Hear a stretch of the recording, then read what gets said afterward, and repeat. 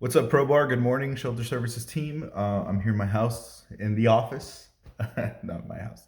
And I'm going to do a real quick and a real informal walkthrough on what I've discovered is probably the best way to manage a large group of teens or a large group of kids during a KYR using Teams. Okay, and so this setup right now, and just so you know, this will require you to have two screens. There's Baby Yoda. All right, so this is how I do it. So right now, as you can see, I'm on Teams, and so really quickly, there's two ways that you can do a PowerPoint.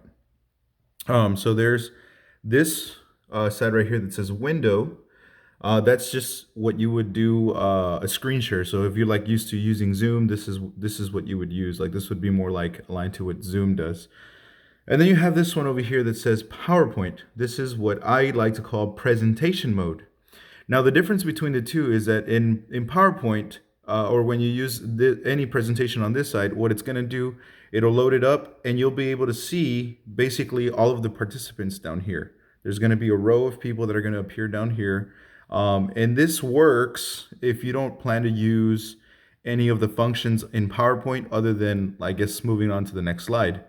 However, the problem, like I said, with this mode is that it only fits so many people down here in this row. And if you have more than 10, probably maybe even more than 7, this is not going to work because eventually you're going to run out of slots and you're not going to be able to see all the kids. All right. So that's why I don't use that mode. The mode that I prefer is, and again, this only works if you have two monitors. If you have one monitor, then you're better off using this mode right here. But if you have two monitors, then I would use what's the this right here, which is the window view. You open up your presentation, and now it's sharing the screen, and it's the same. It's very similar to the way Zoom does it, right? It starts off here in your typical PowerPoint, and then you would have to start it off the way you would from, I guess, the Zoom. Okay, and so what that does is that it opens up this view right here, and so you have presentation on one side and the slide here on the other. Now, what you'll see here is that it'll give you a little window here at the bottom. This window is where everybody's going to be at, and so what I do is that well, it disappeared. Hold on, give me a second. So what I do is that I take that little window. Where are you? Here we go. Okay, and so then I'll drag that up here to my second monitor.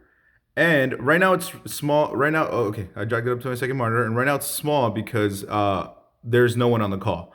But if there's multiple people on the call, then obviously this square is going to get bigger, and then you'll be able to see everybody that's on the call. And so then it'll be as if you'll have like, I guess if you have 10 kids, and all 10 kids will appear on your screen individually, but that only works if you drag from here to your second monitor. Okay, if you keep it on if you only have one monitor, this version or this just screen share mode, you're only going to see that one little tiny square here if you only have one screen. But if you move it up to a second monitor, then all of the other kiddos are going to show up. So in my opinion, if you have more than 7, probably well, more than 5, this is probably the best way to do it.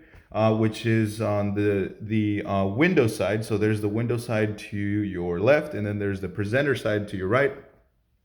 Using the window side with 2 monitors, that way you have your presentation on one, and then you can move the kiddos to the other, and you'll be able to see every single kid on the screen.